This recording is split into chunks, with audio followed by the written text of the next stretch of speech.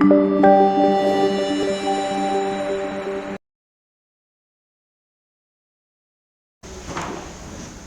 bendiga, hermanos. Acompáñenme. Vamos a leer unos versículos en el Salmo 63. Dios, Dios mío eres tú. De madrugada te buscaré. Mi alma tiene sed de ti. Mi carne te anhela. En tierra seca y árida, donde no hay aguas. Para ver tu poder y tu gloria, así como te he mirado en el santuario, porque mejor es tu misericordia que la vida, mis labios te alabarán. Así te bendeciré en mi vida, en tu nombre alzaré mis manos, como de meollo y de grosura será saciada mi alma, y con labios de júbilo te alabará mi boca. Cuando me acuerde de ti en mi lecho, cuando medite en ti en las vigilias de la noche, porque has sido mi socorro, y así en la sombra de tus alas me regocijaré. Está mi alma pegada a ti, tu diestra me ha sostenido. Qué hermoso salmo, ¿no? Hermanos, ahora sí nos ponemos de pie y cantamos a nuestro Dios con el corazón, con el entendimiento, con nuestro ser, y entonamos el himno Noble Sostén.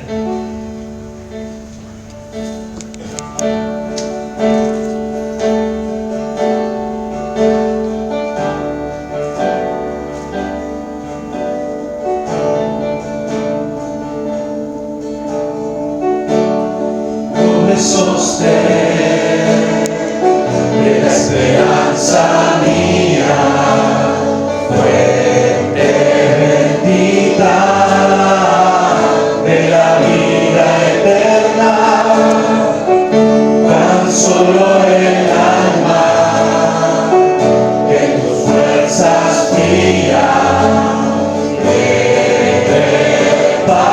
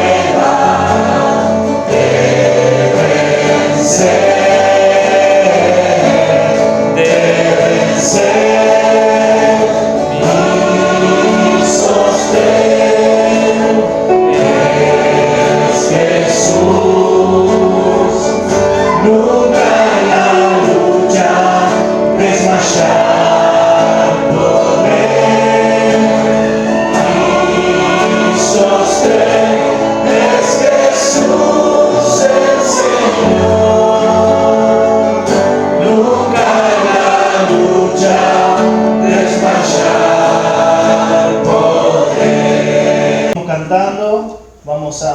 cantar este himno, oh qué amor incomparable.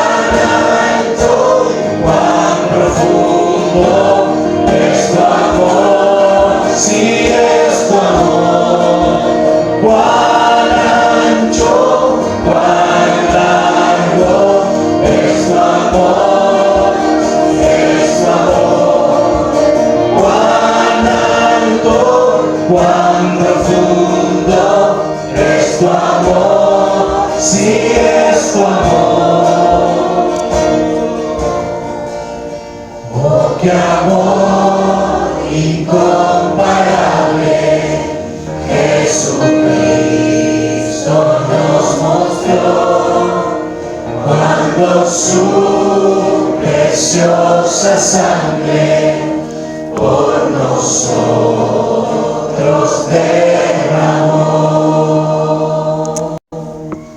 Gracias, Señor. Invito, hermano, que tome su lugar, su asiento. Invitamos a nuestro hermano René. Él va a tener hoy la lectura de la palabra. Vamos a leer en este día la porción que en este día se va a predicar. Vamos a leer juntos. La cita es San Mateo capítulo 15, desde el verso 29 al 39.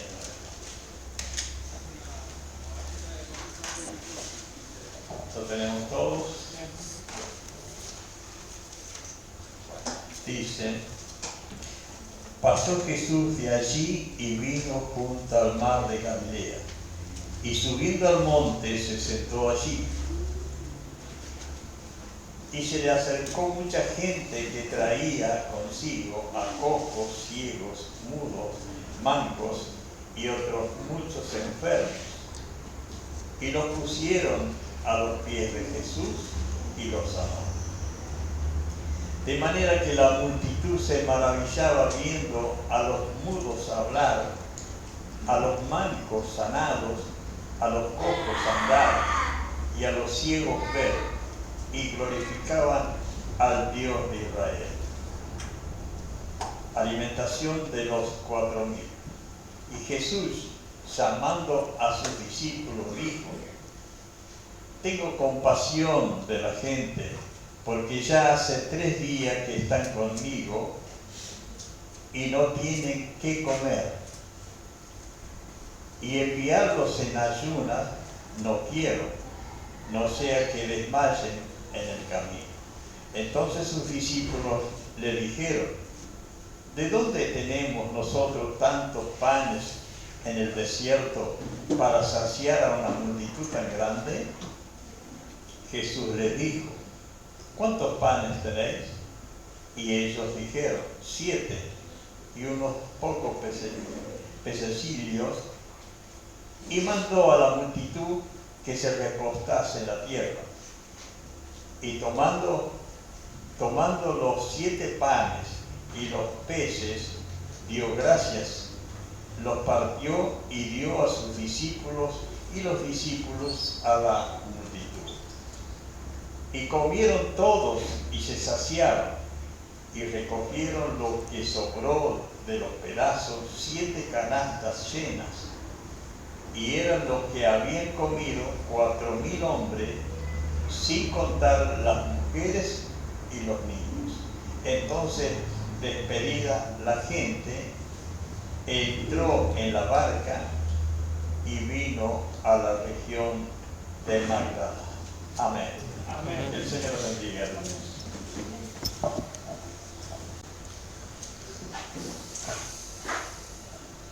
Gracias, hermano. Invito a la iglesia a ponerse de pie.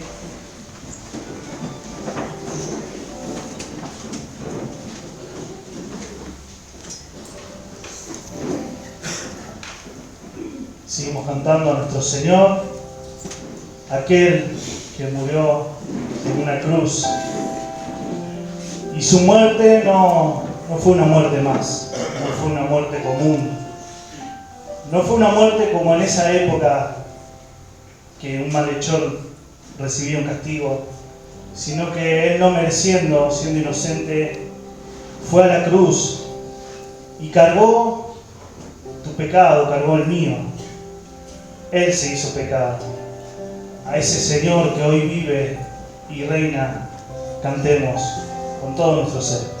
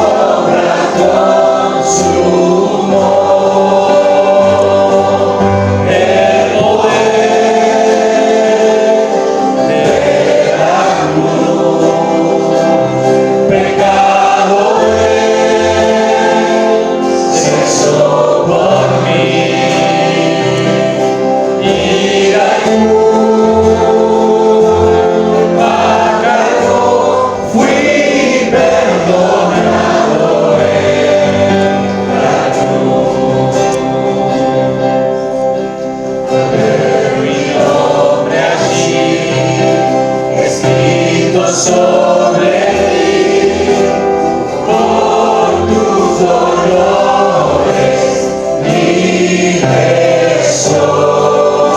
La muerte derrotó, la vida me otorgó, tu incomparable amor, el poder de la cruz, inmolado por mí, que gran precio de amor fui perdonado en la cruz. Una vez más cantamos. El poder de la cruz, inmolado por mí, que gran precio de amor fui perdonado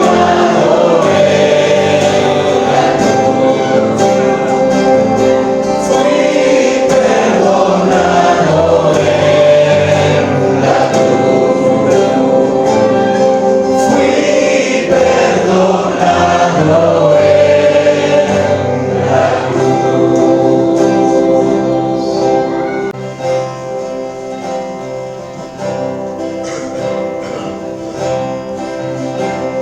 Salvador maravilloso,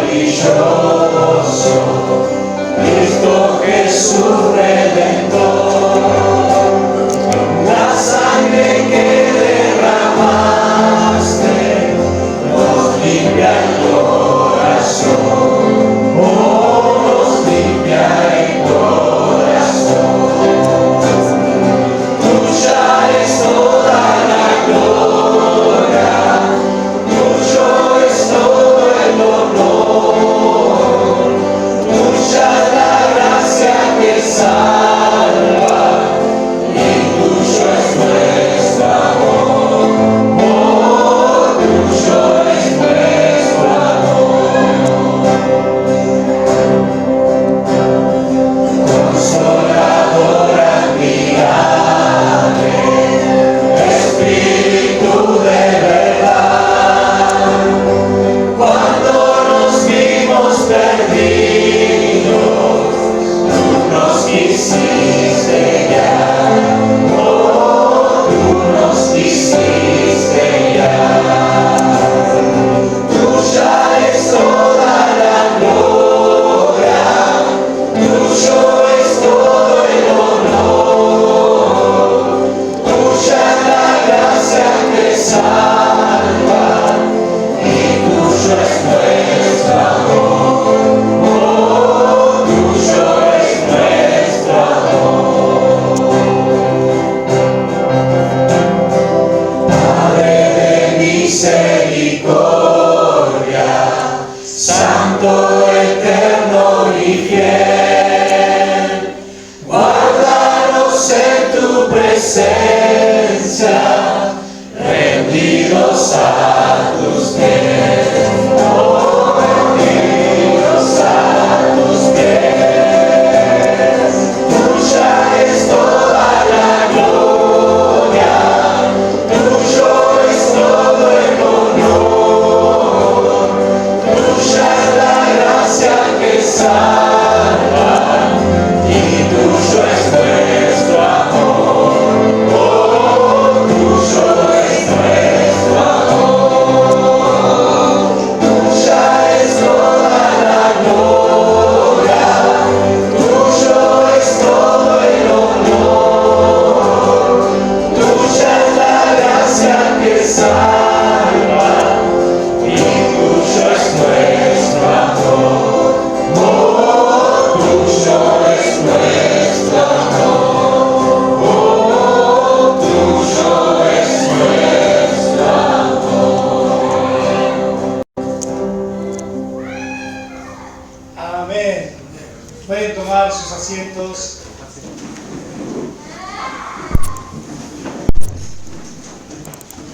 Abrimos la palabra de Dios en Mateo, capítulo 15, verso 29 en adelante.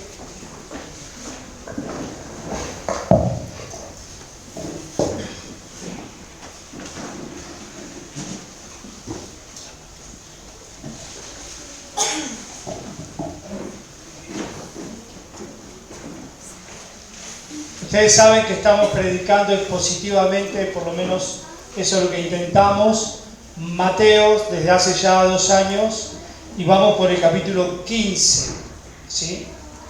¿Se acuerdan, mis hermanos, cuando Barrabás fue presentado junto con Cristo y así el pueblo tuvo que elegir o a Barrabás o a Cristo? ¿Se acuerdan? Muchas veces lo podemos ver en el Evangelio de Mateo, que los discípulos o los fariseos tenían que elegir, o los religiosos, tenían que elegir entre el Mesías verdadero y sus tradiciones.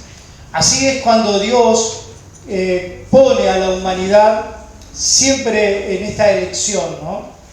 Cuando eligieron a Barrabás, ellos eligieron la miseria, el dolor, el pecado y la rebeldía sobre todas las cosas, ¿no? Eligieron a Barrabás. Así ha pasado con los religiosos, los cuales estaban llamados a realmente a elegir al Mesías. Ellos estaban esperando al Mesías y sin embargo eligieron a Barrabás o no lo eligieron a Cristo. Bueno, así es en toda la historia de la humanidad, ¿no? Están los Barrabás de nuestras vidas continuamente, y aunque esto parezca un poco absurdo de decir cómo van a elegir a un homicida antes de a un santo, el problema es el corazón del hombre, que siempre está inclinado al mal. Y es por eso que lo vemos en la Biblia, en la palabra de Dios, que siempre el hombre sin Dios va a inclinar su corazón al mal. Ciegos, guías de ciegos. Hermanos, vamos a empezar a investigar estos hermosos versículos. Verso 29, lo leyó nuestro hermano René. Dice: pasó Jesús de allí y vino junto al mar de Galilea, y subiendo al monte se sentó allí. Estamos hablando de Mateo capítulo 15, verso 29. Y ahora vamos por el verso 30. Y se le acercó mucha gente que traía consigo a cojos, ciegos, mudos y mancos, y otros muchos enfermos, y los pusieron a los pies de Jesús y los sanó. Dice el verso 31, de manera que la multitud se maravillaba viendo a los mudos hablar, a los mancos sanados, a los cojos andar y a los ciegos ver, y glorificaban al Dios de Israel. Oramos. Señor, rogamos que tu palabra en esta mañana, que es poderosa, la misma palabra que hizo el universo, la misma palabra de poder que resucitó a Cristo de los muertos, esa palabra, Señor, nos convenza. Y para eso tenemos que estar rendidos, humildes y humillados delante del Rey, que es Rey de Reyes y Señor de Señores. Te lo pedimos en el nombre de Jesús. Amén. Bueno, vemos que el domingo anterior al domingo pasado predicábamos sobre la mujer cananea, la sirofenicia, y ahora Jesús en esa región va a pasar de Tiro y Sidón, va a Decápolis. Es una región también que era fronteriza de Israel. Esto es importante, el tema geográfico, el tema cultural y social.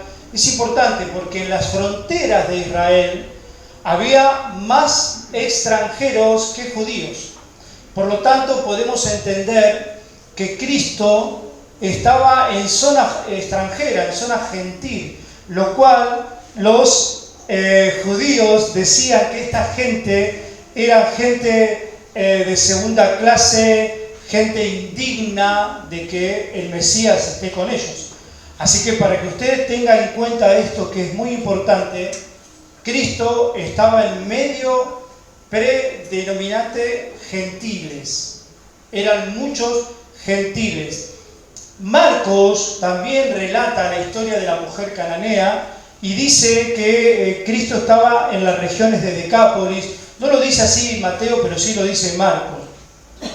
Inmediatamente después que Jesús se encuentra con esa mujer de fe, con esa mujer que nos emocionó, algunos por lo menos aquí, y que nos inspiró a creer y a ser humildes sobre todas las cosas, Jesús como que va a preparar el terreno para poder hacer una gran campaña evangelística y una gran campaña de sanidades y de liberaciones en medio de toda la gente que no era judía, que era gentil, que supuestamente no tenían derecho al beneficio del Mesías, que no es así.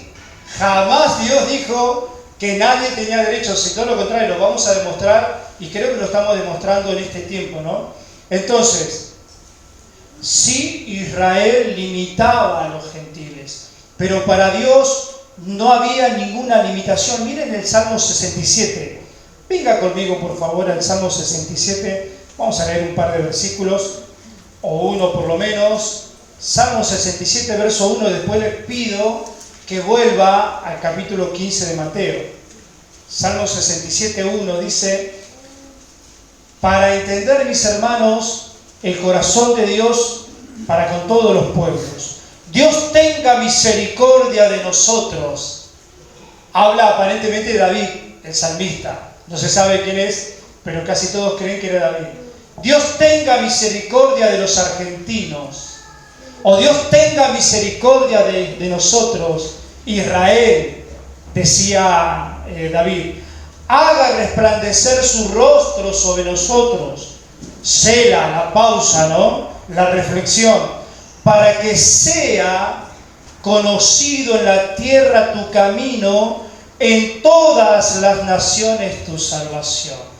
David, o el salmista, estaba diciendo que como pueblo elegido de Dios, Señor, sea tu bendición sobre nosotros, para que como resultado, la bendición que pide el salmista en el Salmo 67 es con un sentir.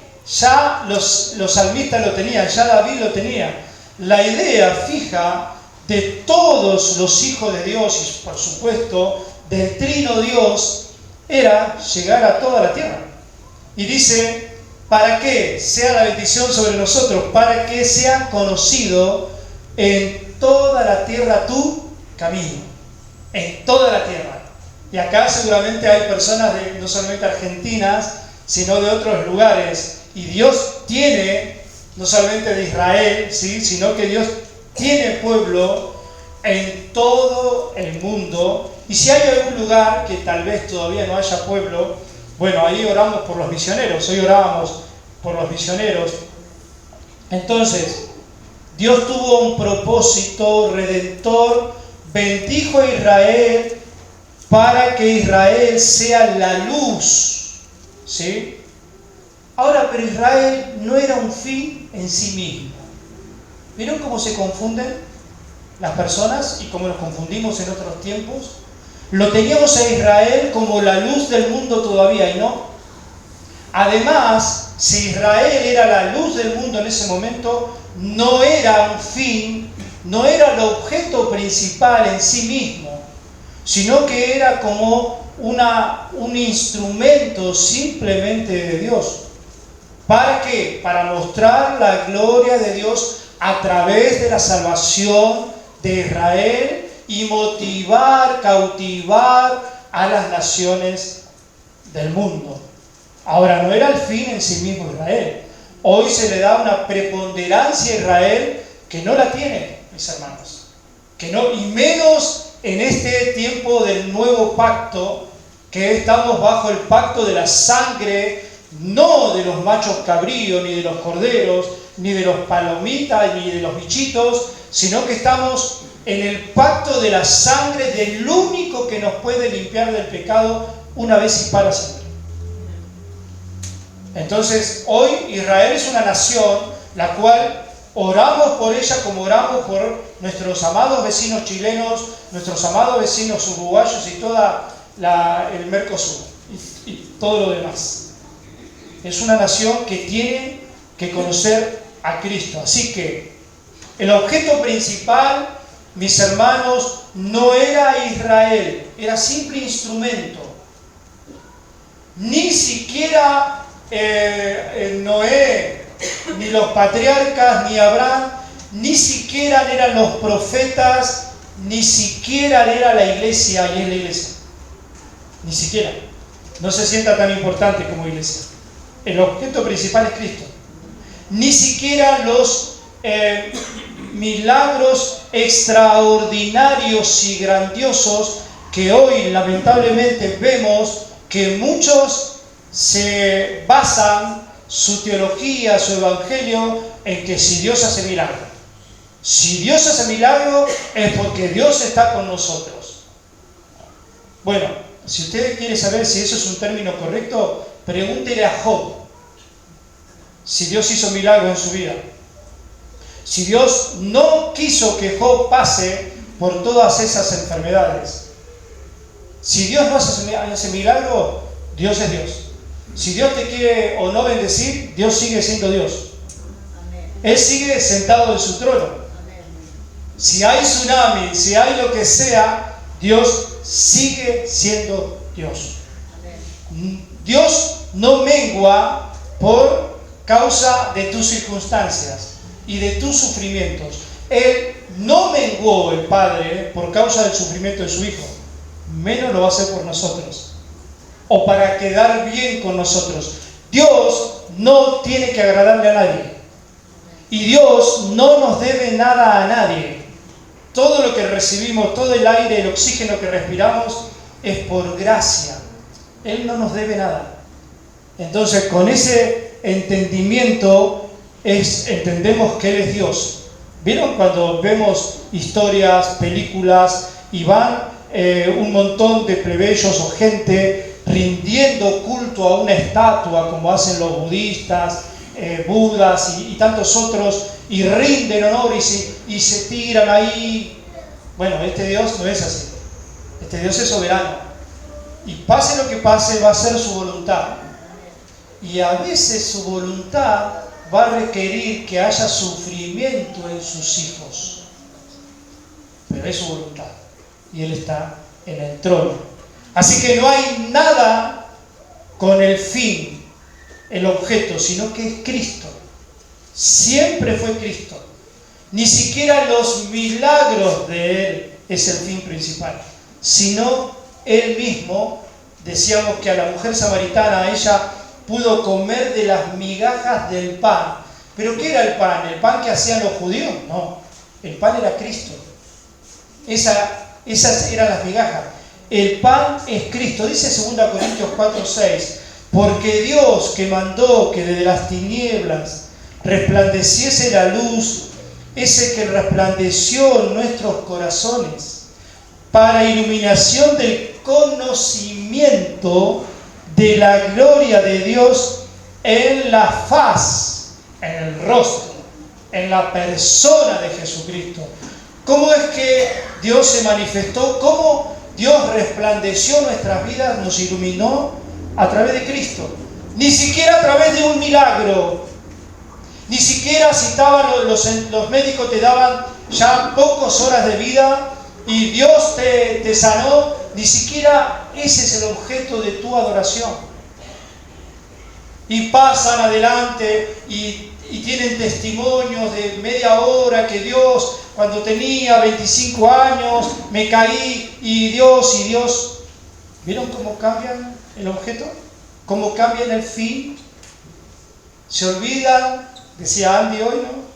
Corremos a Cristo y ponemos otra cosa sin darnos cuenta.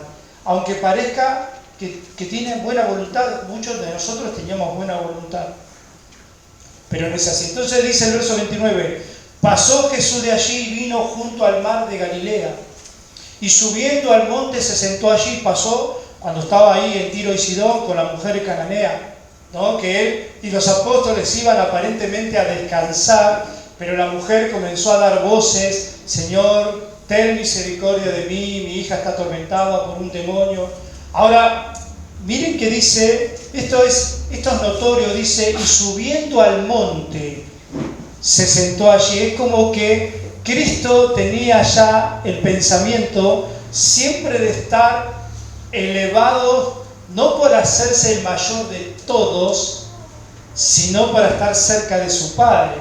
Aunque nosotros sabemos que los montes no nos elevan a Dios, sino que el corazón humilde eleva a Dios a la gente, el corazón que reconoce y que cree en Dios. Pero Cristo quería dar esa figura, elevados, el hombre acostumbrado a estar en lo terrenal. Cristo nos quiere llevar arriba, continuamente elevados hacia Dios, siempre, ¿no? Ahora, estar elevado nos recuerda la manifestación de Dios siempre en el monte Sinaí, por ejemplo, o en el monte de la transfiguración, cuando Cristo se transfiguró y aparecieron Moisés y Elías. Siempre nosotros tenemos que ver a Dios arriba. Si queremos buscar a Dios, no lo busque en las redes sociales. Si queremos buscar a Dios, no lo busque en su esposo o en su esposa. Mire hacia arriba, mire hacia la palabra de Dios.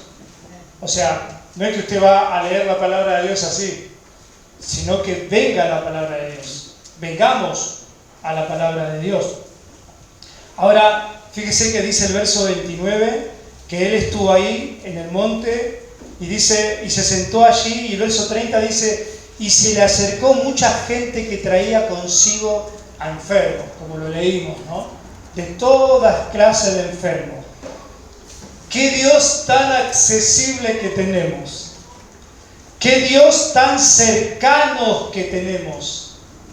El Dios que se hizo carne, el que estaba en medio del pueblo, el que no tenía problemas, sino que se manifestaba, el que cualquiera de nosotros, por más ignorante que nosotros nos creamos, por más miserable que nosotros nos creamos, Él está ahí continuamente, queriendo que nosotros nos vayamos a Él con un corazón humilde, con una necesidad, con un corazón humilde. Pero muchas veces nosotros nos juega en contra nuestro orgullo, ¿no?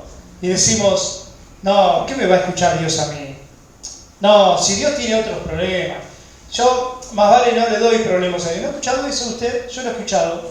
No, yo con Dios no le hablo porque Dios ya tiene otros problemas, como si yo me la podría arreglar solo. En absoluto. Esa persona que piensa eso es orgulloso, en el fondo es orgulloso. O cree que este Dios, el Padre de Jesucristo, no tiene tiempo para él. Eso es muy triste, ¿no? Nuestro Dios tiene la humildad, es accesible, es cercano a nosotros, se acerca al pecador. Y le trajeron consigo, dice, cojos, ciegos, mudos, mancos y otros muchos enfermos, y los pusieron a los pies de Jesús. O sea, a muchos los recostaron a los pies de Jesús. Y dice la palabra, y los sanó. ¿A quién? A todos. Lastimosamente, cuando hice un seminario hace como 20 años atrás, el profesor, basándose en este escrito y en otros, cuando dice, en otros evangelios dice, y Jesús sanó a todos. Entonces decía, donde está Jesús no puede haber ningún enfermo. Era profesor, ¿eh? Donde está Jesús no puede haber ningún enfermo. Siento que Pablo estaba enfermo. Siento que Timoteo tenía problemas de estómago. Siendo que Eliseo murió literalmente, así dicen las Escrituras, de una enfermedad. Tantos otros, ¿no? O sea, ignorancia total de las Escrituras, pero ahí está, la ignorancia es por las tradiciones. Usted que está aquí, que ya comenzó a investigar la sana doctrina o lo que más se parece a las Escrituras, llámese como se llame, usted dice, no, ya estoy reformado, ya entiendo. No, tranquilo, sea humilde, no crea que se lo sabe todo, le digo por experiencia. Conocimos un año la sana doctrina y ya cada persona que escuchamos predicar decía, no, seguramente está equivocado, no haga eso. Hoy hablamos con mi esposa en el auto a la mañana cuando veníamos, escuchando la radio, no sé qué hacer con eso. Usted elija. Veníamos y había una persona cristiana, una hermana en Cristo, hablando, y yo digo, ¿cómo cambió? ¿Cómo cambié? ¿Cómo me cambió? ¿Cómo cambiamos? ¿Sabe por cómo cambiamos, pero decimos más inteligente? No, nos hicimos más humildes. Y capaz que está mal que yo diga que me hice más humilde, pero me di cuenta que un poquitito así como el filo de la uña, Marcelo, se hizo más humilde. Porque antes, hace 7 años atrás, hablaba alguien en la radio y yo ya lo veía equivocado y no lo había escuchado hablar. Qué triste. No, escuchar hablar, capaz que tiene el Espíritu Santo como vos. No tendrá el título de cristiano, bautista, reformado, confesional. No tendrá ese título, pero cuidado. Puede ser tu hermano y puede ser más valeroso que vos, más humilde que vos, aunque sea metodista, pentecostal, bla, bla, bla. Así que cuidado, escuchemos antes de juzgar. Y se les acercaron y le pusieron los enfermos. Aquí hay una diferencia, o mejor dicho, no hay diferencia, porque Cristo había sanado a muchos judíos en tierra israelita. Con todos esos problemas, lo hemos predicado, excepto en Nazaret, que dice que no pudo hacer muchos milagros por la incredulidad de la gente, ¿no? Ahora, ¿qué diferencia había entre el pueblo de Dios, los israelitas, que tenían la palabra de Dios, que tenían el Mesías según la carne y tantas otras cosas, Abraham, el padre de la fe, que también estaban endemoniados, también estaban enfermos, con estos gentiles? ¿Cuál era la diferencia? Vieron que ser parte de una religión, con la palabra, con la connotación negativa de ser religioso solamente intelectualmente. Se tiene que ser religioso espiritualmente. Vieron que ser parte de una élite de doctrina o de un nivel de sana doctrina no nos hace más sanos que otros. Los judíos que tenían todo también estaban endemoniados, también estaban enfermos. No había diferencia con los gentiles. ¿Quién es el que hace la diferencia? Cristo. Tanto los judíos religiosos como los gentiles que no conocían a Cristo tenían las mismas miserias. No tenían capacidad de ver, eran ciegos. Porque cuando nosotros leemos que había ceguera física y tantas cosas del físico, del cuerpo, nosotros tenemos que traerlo también a la vida espiritual.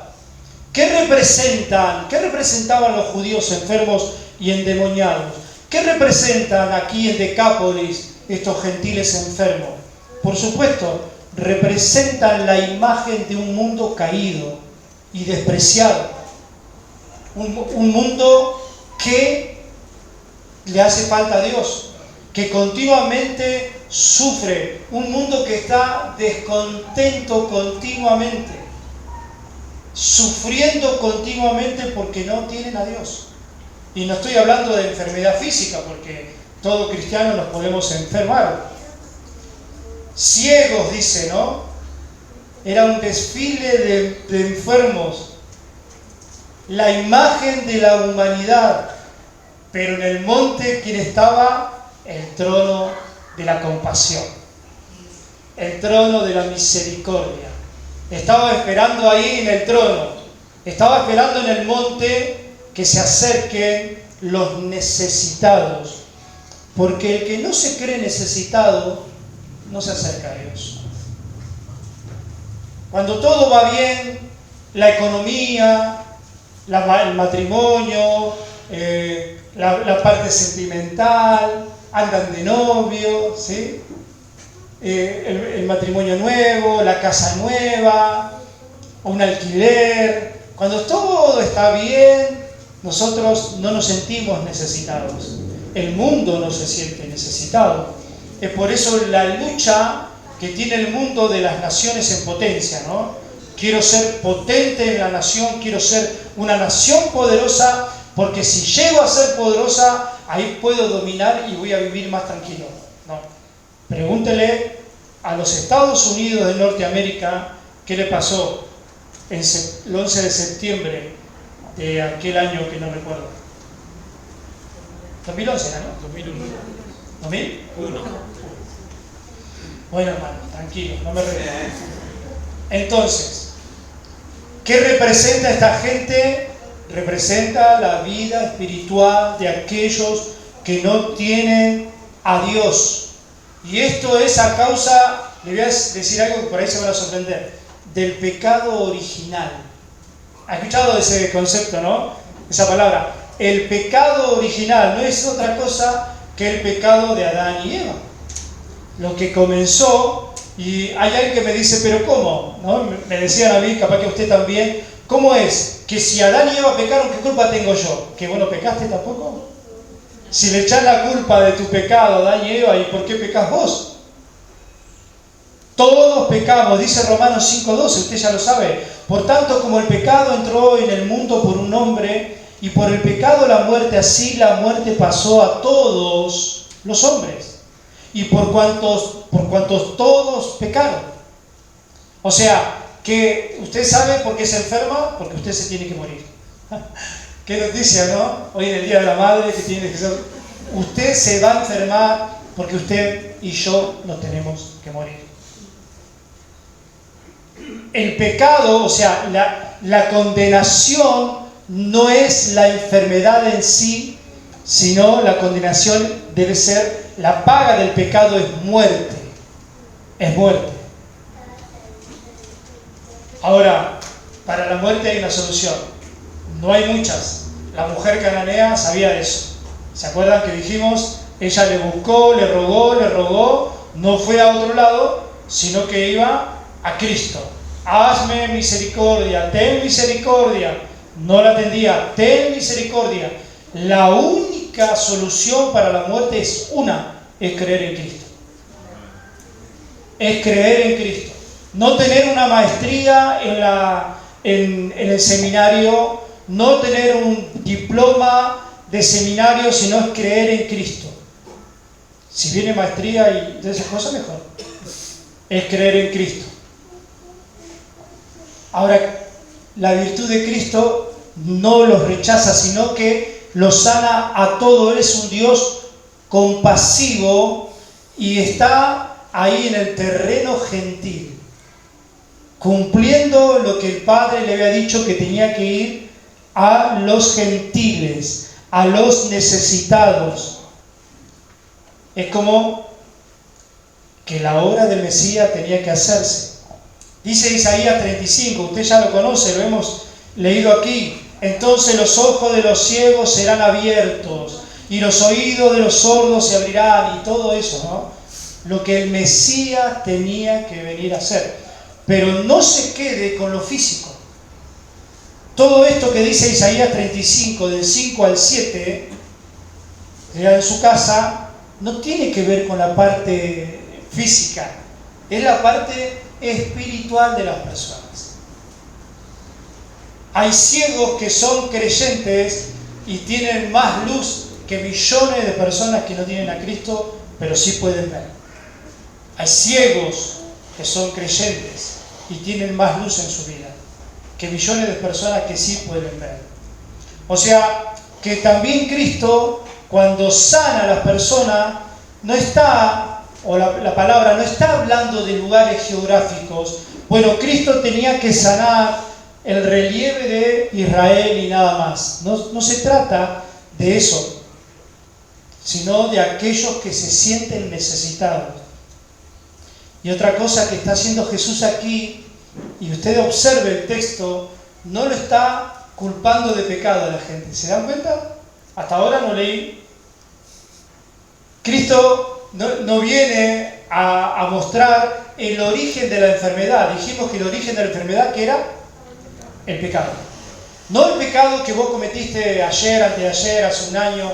No. El pecado de Adán y Eva, que todos vamos a incurrir en pecado, vamos a experimentar pecado porque nuestro cuerpo tiene que morir.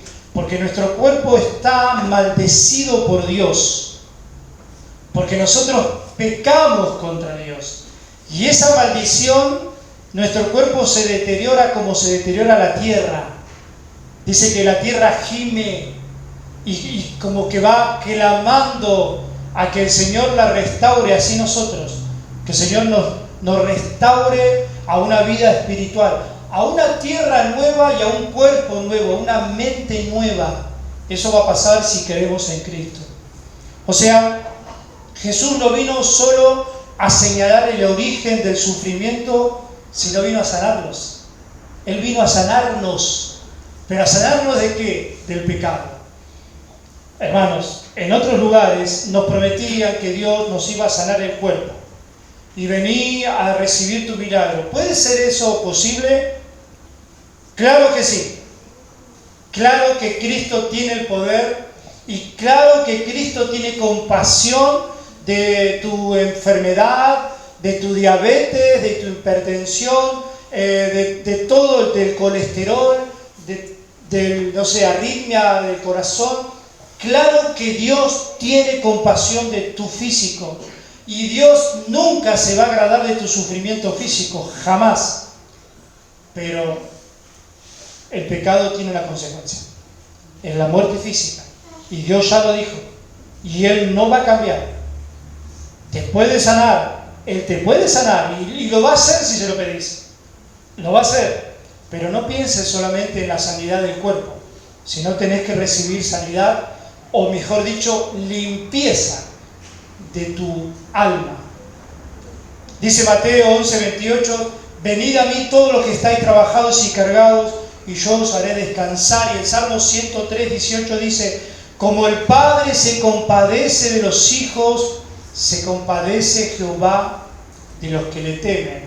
¿No? Acá hay una condición. El Señor puede recibir y darle descanso ¿a quiénes? A los que se sienten cansados y trabajados. Hay una condición. A los que realmente se sienten cansados y trabajados, Dios les va a dar descanso en su Hijo Jesucristo. Y dice el Salmo 103:13 que Dios se compadece ¿de quién? De los que le temen.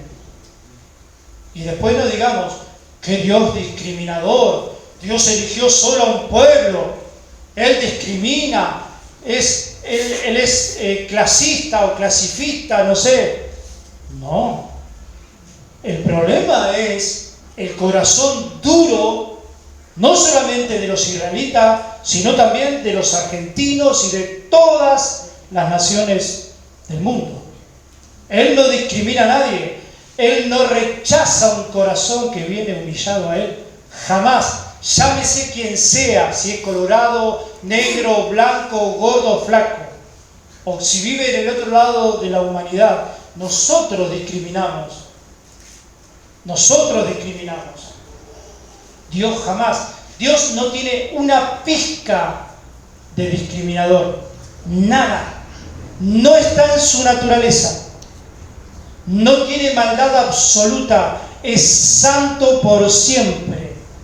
Continuamente santo. Cuando Él va a mandar gente al infierno, Él va a continuar siendo santo. Y no hay error en Él. Él es perfecto. ¿A qué Dios le adoramos? Muchos años hemos adorado al Dios que nos han dicho las tradiciones. Pero este Dios, el que yo le estoy hablando, es este Dios. Aunque parezca fuerte, duro. Dice el verso 31. De manera que la multitud se maravillaba viendo a los mudos hablar, a los mancos sanados, a los cojos andar y a los ciegos ver, y glorificaban a Dios. ¿Se dan cuenta? Su compasión no tenía límites. Ellos glorificaron a Dios siendo gentiles. Ahora, no como un chamán, ¿no? Como la mujer cananea. La mujer cananea fue y le dijo, hijo de David, con una teología correcta, con una fe correcta. Porque como dijeron hoy, fe tiene todo el mundo, ¿no? En el catecismo. Fe tiene todo el mundo. Sí, alguien cree, pero la mujer sirofenicia tenía una fe bíblica, una fe genuina, y estos gentiles dice que glorificaron al Dios de Israel. Eso nos da el pensar que ellos ya conocían al Dios de Israel y que cuando se enfrentan al Mesías, al Hijo de Dios, miles se convierten y adoran ¿a quién? ¿A un milagrero ambulante, como decíamos? ¿Exorcista ambulante? No, adoran al Mesías, al Hijo de Dios, al que está escrito en la Biblia y al original, no a un falso. Así que los milagros no son un fin en sí mismo, sino medios para redirigir la gloria a Dios. Los milagros, si Dios hace un milagro, está muy bien, pero no es un fin en sí mismo. No vengas a buscar un milagro, sino venía a buscar realmente glorificar a Dios. Y tantos enfermos, y acá hay un caso que no lo voy a nombrar, una persona enferma dijo una vez aquí que si Dios lo quería sanar estaba bien, pero que si no lo quería sanar, que Él le iba a dar gloria siempre, aún en su enfermedad. Qué lindo, ¿no? Esa es la mentalidad del cristiano. Ahora, ¿podemos clamar por sanidad física? Por supuesto que sí, mis hermanos. Entonces, la restauración física simboliza restauración espiritual. ¿Por qué? Porque vemos que estos gentiles de Decápolis, ¿qué hicieron? Le dieron gloria al Dios de Israel. ¿Se dan cuenta? Ahí estaban alineados con el motivo que Dios quería, con el propósito de Dios, que Israel sea la luz de la tierra, pero no Israel es el fin, sino el Mesías será el fin. Cuando el Mesías viene, como dice Isaías 35, comienza a hacer obras y obras de sanidad, y ahí comienza la gente a creer. Hermanos, realmente todos nosotros, los que no tenían a Cristo, o los que hoy aquí adentro no tienen a Cristo, están en tinieblas. Están descontentos de la vida. Están sufriendo continuamente. Nada les llena. Nada les alcanza. Están siempre disconformes con todo, ¿no? Se miran en el espejo, si yo fuera como la vecina, como el vecino. Miran su casa, si yo tuviera la casa que tiene mi primo, mi amigo. Continuamente. Eso está en un corazón en tinieblas. Tal vez tengas salud, tal vez estés bien, seas inteligente, te saques 10 en la escuela, pero tu corazón todavía está totalmente vacío. Dice Tito capítulo 3. Dice, porque nosotros también éramos en otros tiempos insensatos, rebeldes, extraviados, ¿sí? Enseguida nos extraviamos, esclavos de concupiscencias, de las pasiones y deleites diversos. De toda clase de deleite, menos de Dios. No se podían y no podíamos gozarnos en Dios, viviendo en malicia y envidia. Y escuchen esto me impacta, ¿no? Aborrecibles. ¿Usted no sabía? Usted es aborrecible para mucha gente. Cuando no era cristiano, era aborrecible porque estaba en el sistema diabólico de este mundo. Y ahora que es cristiano, también es aborrecible. No, ¿cómo me vas a hablar que yo soy un santo? A mí todos me quieren. Yo me llevo bien con todo el mundo. Yo saludo a los vecinos. Hola vecino, no lo conozco, pero lo saludo igual. ¿Cómo voy a ser aborrecible? Dice la Biblia, y yo no le creo a ustedes, yo le creo a la Biblia. Y yo no me creo a mí, yo le creo a la Biblia de mí. La Biblia habla de mí. Este soy yo que estoy acá. O por lo menos que estaba. Si no tenemos ese entendimiento, si no podemos instruirnos catequésicamente, si no podemos recibir la instrucción de la Biblia, siempre vamos a creer que Dios no nos hace falta. Siempre vamos a ser dependientes e independientes de Dios. Jamás vamos a decir, sí, yo soy ciego, cojo, manco, no tengo ni virtud para ayudar a nadie porque yo no me puedo ayudar a mí mismo. Continuamente. Y dice, aborrecibles y aborreciéndonos unos a otros. Terrible. Qué tremendo. Continuamente. Dice el verso 32. Jesús llamando a sus discípulos, le voy a leer acá en el papel. Jesús llamando a sus discípulos dijo, tengo compasión de la gente porque ya hace 3 días que están conmigo y no tienen que comer, y enviarlos en ayuna no quiero, no sea que se desmayen por el desierto y anden divagando por ahí, no sea que les pase esto. Mis hermanos, terminamos aquí, continuamos la semana que viene, pero les quiero dejar algunas preguntas para que usted medite. Me gusta hacerle preguntas. Vimos que Cristo es compasivo. ¿Nosotros también somos compasivos como Cristo?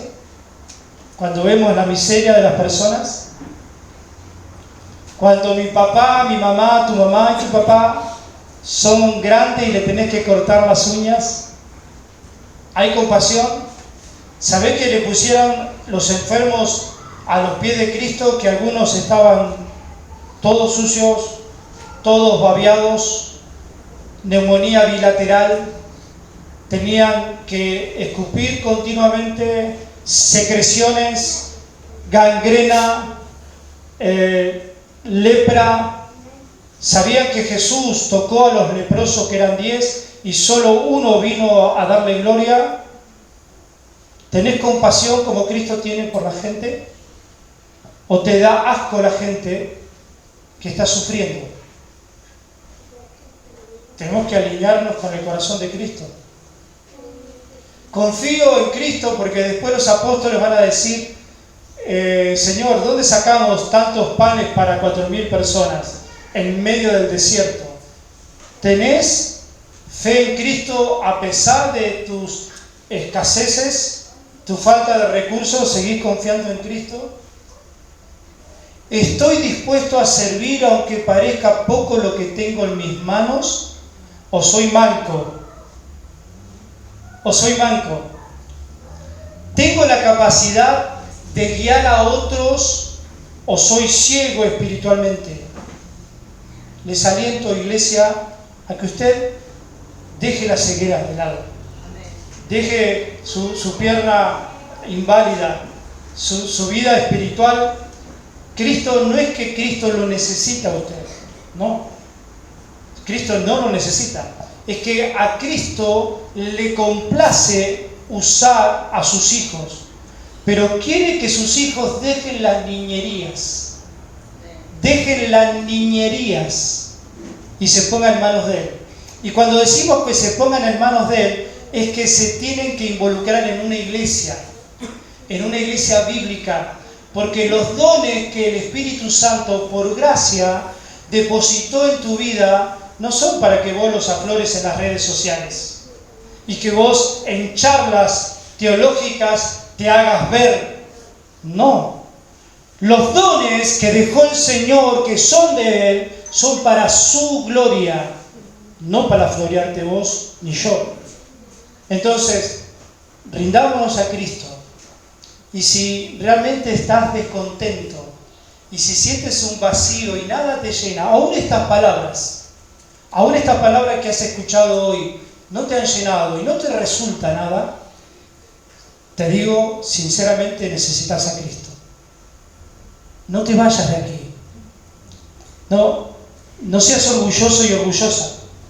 No importa la edad que tengas. 12 o 10 años, 40, 80. Vení, traete a Cristo. Decí, corazón, alma mía, inclinate a Cristo, porque estoy necesitado de Él. Porque si vos no haces eso, ¿sabés qué mensaje le das al cielo? No a mí, ni a la gente. ¿Sabés qué mensaje le estás dando? Yo no necesito a Dios. Y realmente con ternura te lo digo y con cariño, yo estoy igual que vos. Yo necesito a Dios. El mejor hombre de todos, la mejor mujer de todas, la humanidad necesita a Dios. No te vayas, no erres. No elijas a Barrabás, elegí a Cristo. No te vayas de aquí sin Cristo. Oramos. Señor, gracias te damos por estos consejos, por estas exhortaciones, por tu palabra. Gracias te damos por el fin, Señor, infinito, por el hombre más excelso, más majestuoso, que por su palabra todo lo gobierna, por tu Hijo Jesucristo, el que es la imagen del Dios invisible.